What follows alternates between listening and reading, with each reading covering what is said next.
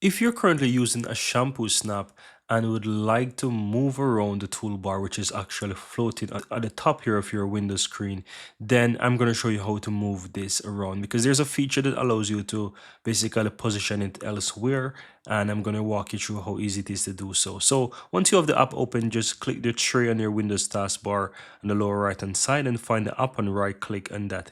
It's going to open up a bunch of options here, so you can simply click on settings from here.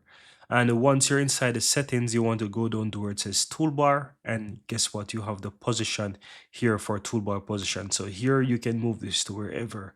So what I'm going to do for the purpose here, I'm going to move this towards the right hand side as an example. So let's move it to right, click on save, and you will see that it now moves and showing up on the right hand side on my Windows. And that's it, guys. That's how to go ahead and, let's say, move the toolbar for a shampoo snap to wherever you want on the Windows 11 PC.